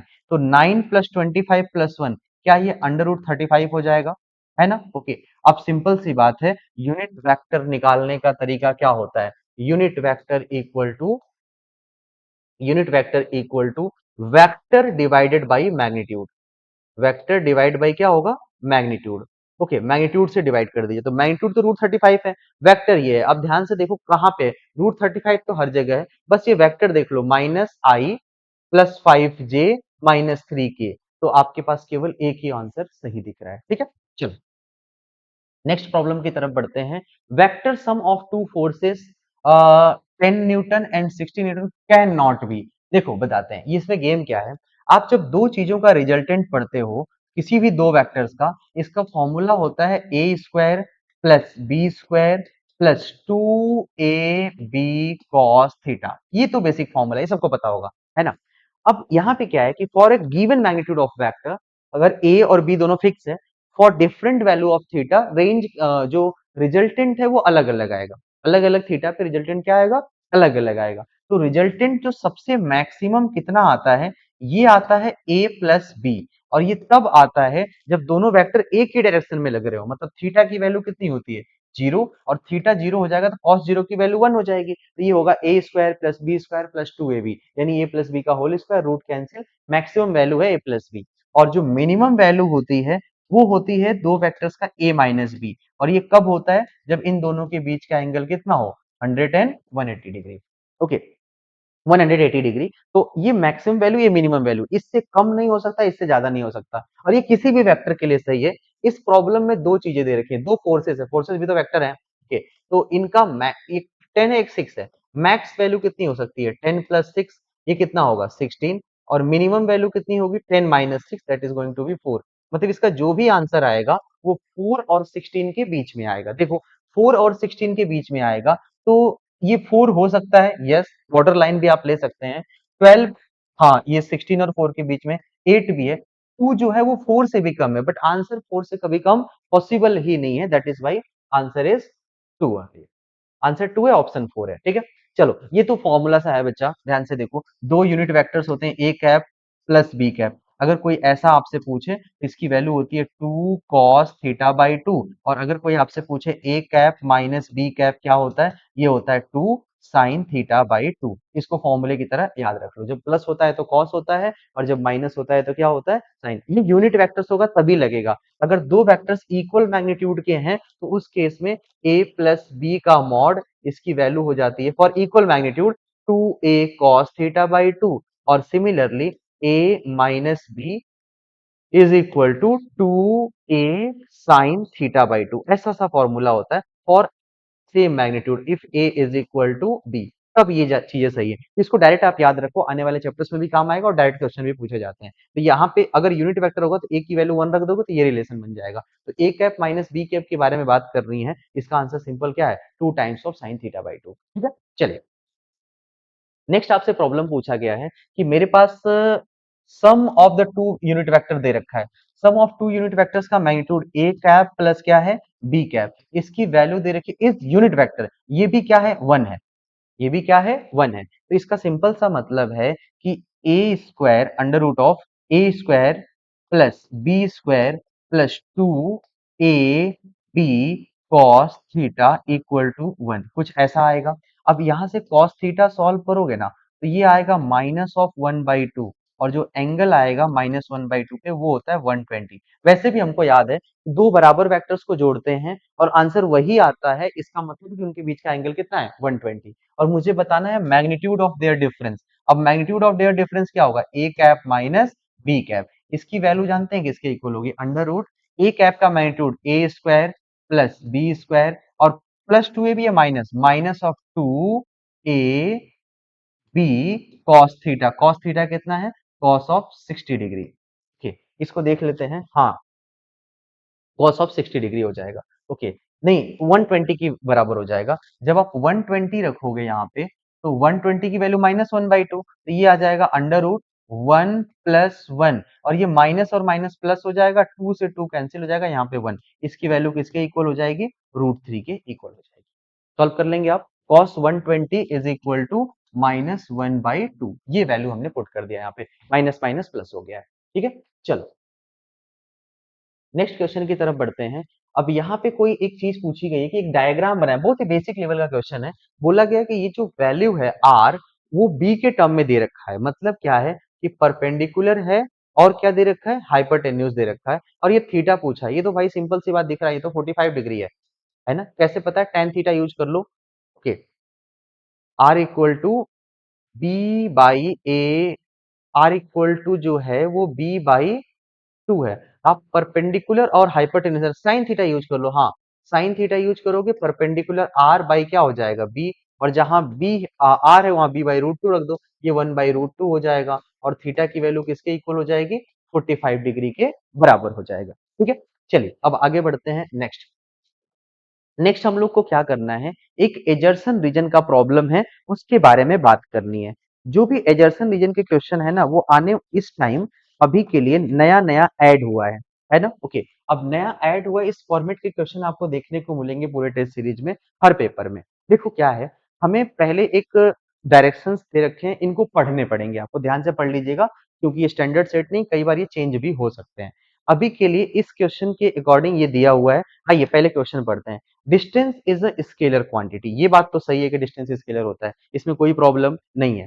तो डिस्टेंस स्केलर क्यों होता है, इसके बारे में भी बताया जाता है। जो ये लेंथ है ना, वो स्केलर क्वांटिटी है, और जितने पाथ है उनकी लेंथ को आप ऐड करोगे तो ओवरऑल तो स्केलर क्वांटिटी आएगा। तो ये बात भी क्या है, सही है, और ये इस बात को जस्टिफाई भी कर रहा है कि ये क्यों सही है कि नहीं। It means assertion is true, reason is true, और ये दोनों एक दूसरे की करेक्ट एक्सप्लेनेशन भी हो जाएंगे। ठीक है, चलिए आगे बढ़ते हैं। नेक्स्ट हमें बात करनी है, if initial and final position coincide then displacement is a null vector. ये बात तो सही है। देखो डिस्प्लेसमेंट वेक्टर क्या होता है कि पोजीशन वेक्टर में कितना चेंज होता है। तो अगर कोई पार्टिकल यहाँ पर है और फिर वो यहीं पर ही रह जाता है, इसका अपना net displacement that is change in position vector, ये क्या होता है, जीरो। और एक कोई ऐसा वेक्टर जो जीरो हो रहा है उसे आप नल वेक्टर बोलते हैं। ये बात तो सही है। अब उसके आगे पूछा है, a physical quantity can not be called a vector if its magnitude is zero. नहीं, ऐसा कुछ होता नहीं है। एक कॉन्सेप्ट आपने पढ़ा होगा नल वेक्टर का। नल वेक्टर डिफाइन ही इसीलिए किया जाता है कि इनका मैग्नीट्यूड जीरो है। तो मैग्नीट्यूड जीरो होने का ये मतलब नहीं कि वेक्टर ही नहीं हो। ओके, नल वेक्टर का मैग्नीट्यूड जीरो होता है, उसकी डायरेक्शन डिफाइन नहीं होती है, रीजन आपका क्या हो जाएगा, गलत हो जाएगा, फिर एक्सप्लेनेशन की कोई बात ही नहीं होती है। ओके, चलिए अब नेक्स्ट प्रॉब्लम की तरफ बढ़ते हैं। देखिए एजर्सन में बोला गया कि एक वेक्टर है which is perpendicular to next vector. ठीक है, तो आप सोचो ये कैसे होगा। परपेंडिकुलर वेक्टर का कॉन्सेप्ट आपको पता है कि दो वेक्टर्स परपेंडिकुलर तभी बोले जाएंगे जब इन दोनों का आपस में डॉट प्रोडक्ट क्या हो, जीरो हो। तो आप पहले डॉट प्रोडक्ट निकालो, वन इंटू वन, ये तो वन हो गया, फिर जे का उससे गुणा करो तो माइनस ऑफ टू हो जाएगा, one into minus two, plus one into one, इसकी वैल्यू तो जीरो हो जा रही है, इसका मतलब ए डॉट भी जीरो है। इट मीन्स कि ये परपेंडिकुलर है, ये तो सही है। उसके आगे बढ़ते हैं, two non zero vectors are perpendicular if their dot product zero. ये बात तो सही है, ये यही तो लगा के हमने इसको सॉल्व किया है कि नहीं। तो एजर्सन और रीजन दोनों क्या हो जाएंगे, सही हो जाएंगे। देखो आगे की तरफ बढ़ते हैं, और एक वेक्टर दे रखा है, यूनिट वेक्टर आई कैप जे कैप के cap have the unit of distance and dimension of L. ऐसा नहीं होता है, ध्यान से सुनिएगा, ये केवल डायरेक्शंस हैं। और कभी भी यूनिट वेक्टर निकालोगे तो किसी वेक्टर को उसके मैग्नीट्यूड से डिवाइड कर रहे हो। तो सपोज करो वेक्टर फोर्स है, तो उसकी यूनिट तो न्यूटन में होगी और उसका मैग्नीट्यूड भी तो न्यूटन में होगा, तो ये तो कट जाएगा ना, है कि नहीं। अगर ये मीटर में होगा तो नीचे मैग्नीट्यूड मीटर में होगा, तो कैंसिल होगा, तो इसका कोई अपना डायमेंशन और यूनिट नहीं होता। तो एजर्सन तो फॉल्स हो गया। रीजन के बारे में बात करते हैं, product of a scalar and a vector is new scalar. नहीं भाई, ऐसा नहीं होता है। ध्यान से देखिए, जब आप किसी स्केलर को वेक्टर से मल्टीप्लाई करते हैं तो वो वेक्टर ही रहता है, बस उसके मैग्नीट्यूड में चेंज हो जाता है। फॉर एग्जाम्पल, अगर मैं बोलूं कि मेरे पास ये वेक्टर है और इसे हम फोर्स वेक्टर बोलेंगे, और इसको दो से मल्टीप्लाई कर दिया इस फोर्स वेक्टर में, तो इसका मैग्नीट्यूड डबल हो गया, दो गुना हो गया, बट है तो ये वेक्टर ना, ये स्केलर तो आएगा नहीं, तो ये भी आपके लिए क्या हो जाएगा, ये भी रॉन्ग हो जाएगा। इसका मतलब एजर्सन रीजन दोनों क्या है, गलत है। ये था आपका पूरा पूरा डिस्कशन पेपर वन के बारे में। ठीक है, चलिए ओके बच्चा लोग, थैंक यू।